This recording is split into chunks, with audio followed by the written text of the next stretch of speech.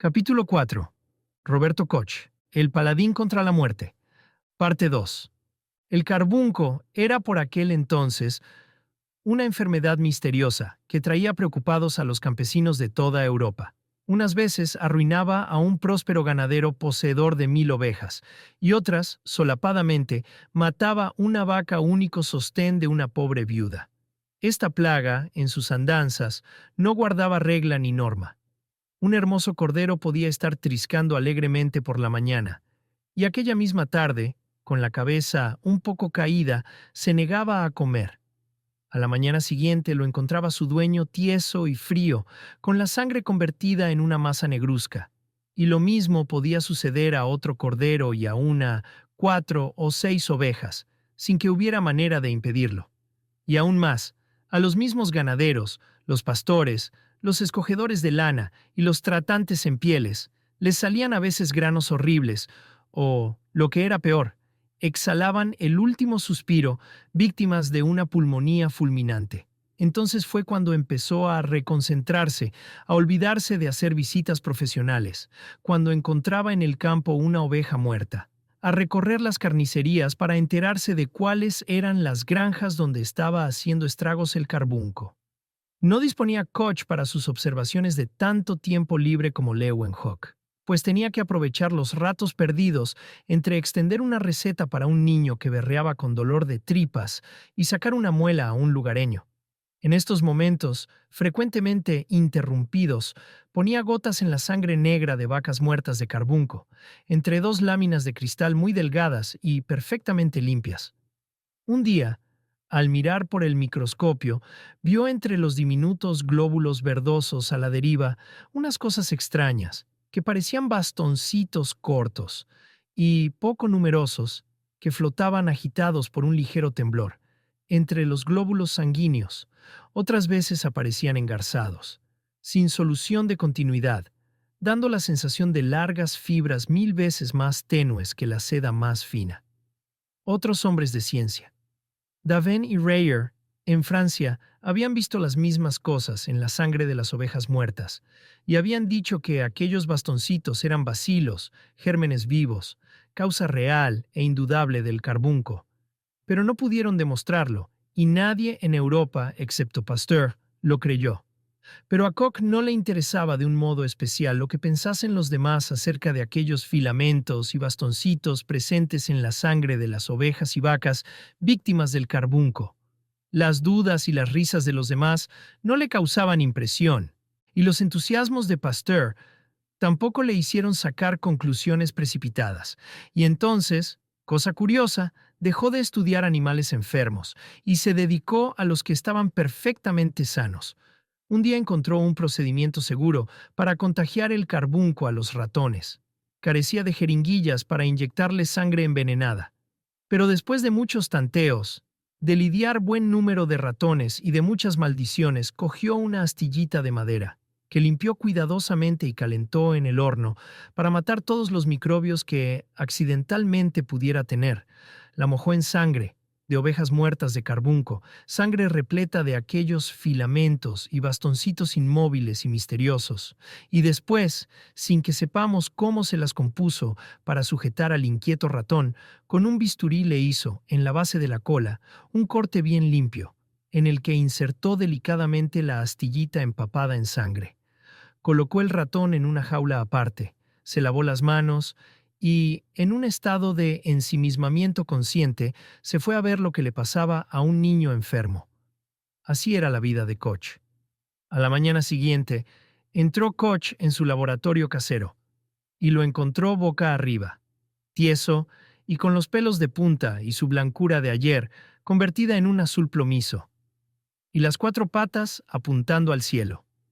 Calentó los bisturíes, sujetó el animal a una tabla para hacerle la disección y le extrajo el hígado y los pulmones, registrando de paso los riñones.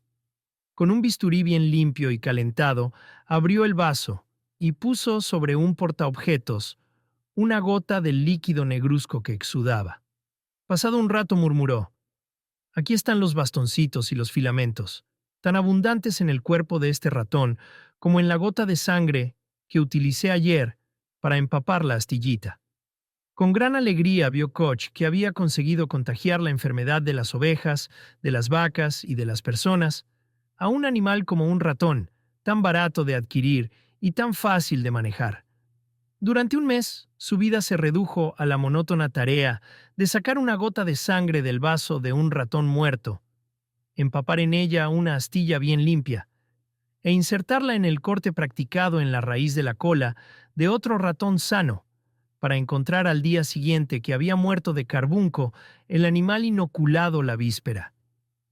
Y cada vez el microscopio le revelaba en la sangre del animal muerto miríadas de aquellos bastoncitos y enredados filamentos, aquellos filamentos inmóviles de una milésima de milímetro de largo, que nunca logró descubrir en la sangre de los animales sanos.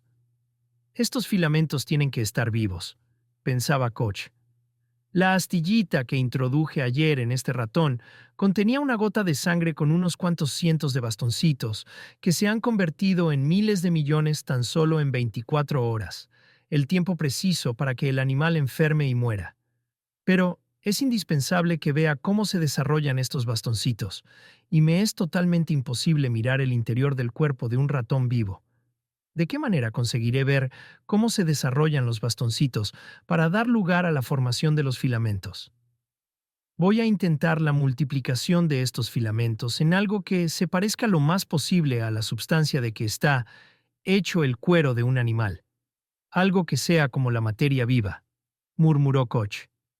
Y para ello puso un pedacito de vaso de ratón muerto, del tamaño de la punta de un alfiler, en una gota de humor acuoso, de ojo de buey. Con sus propias manos construyó una estufa de cultivo rudimentaria, calentada por una lamparilla de aceite. En este aparato improvisado colocó 2 láminas de cristal, entre las cuales había puesto la gota de humor acuoso, de ojo de buey. A altas horas de la noche, metido ya en la cama, pero desvelado, se levantaba para bajar un poco la mecha de la humosa lamparilla de su estufa de cultivo, y, en lugar de volverse a acostar, examinaba una y otra vez al microscopio la preparación que aprisionaba los diminutos bastoncitos. Y un día se le ocurrió de repente un procedimiento facilísimo, tontamente sencillo, para ver cómo se desarrollaban los bastoncitos. Voy a ponerlos en una gota pendiente a la que no tengan acceso los demás microbios, murmuró, y en una lámina de cristal muy delgada, previamente calentada para destruir todos los microbios que pudieran contaminarla, colocó una gota de humor acuoso de ojo de buey, de un animal sano recientemente sacrificado. En esta gota introdujo un fragmento pequeñísimo de vaso recién extraído a un ratón muerto de carbunco momentos antes, y sobre la gota colocó otra lámina de cristal más gruesa, con una cavidad lo suficientemente grande para que la gota no tropezase con nada.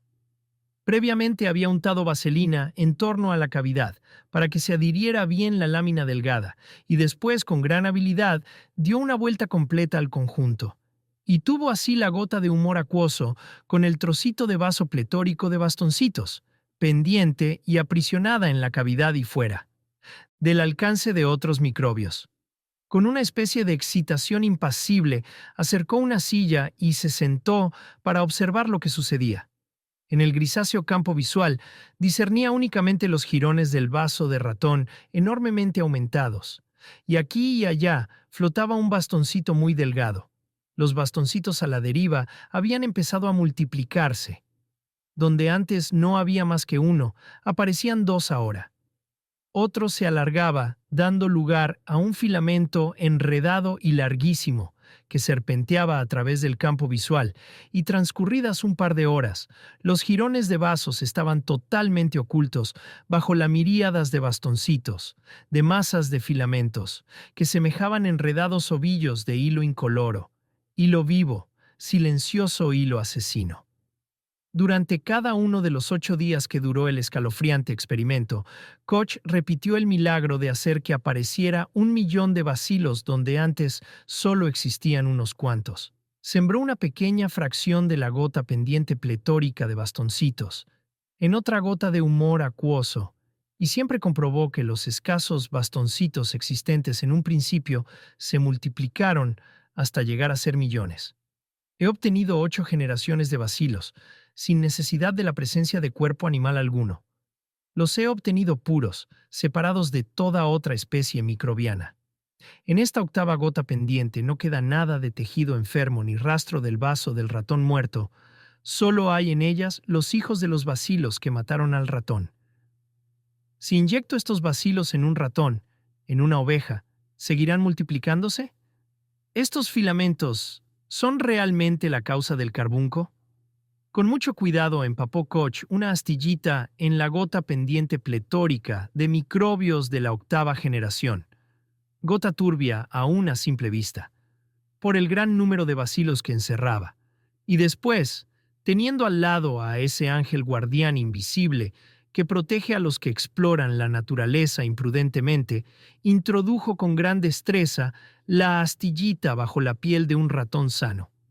Al día siguiente, Koch, con sus ojos miopes, se inclinaba sobre el cuerpo del ratón, clavado con alfileres a la tabla de disección, y trémulo de esperanza, flameaba a sus bisturíes. 3 minutos más tarde, sentado ante el microscopio, con un trozo de vaso del ratón muerto entre 2 láminas de cristal, murmuraba: «Lo he demostrado. Aquí están los filamentos, los bastoncitos. Los bacilos procedentes de la gota pendiente son tan mortíferos como los del vaso de una oveja muerta de carbunco».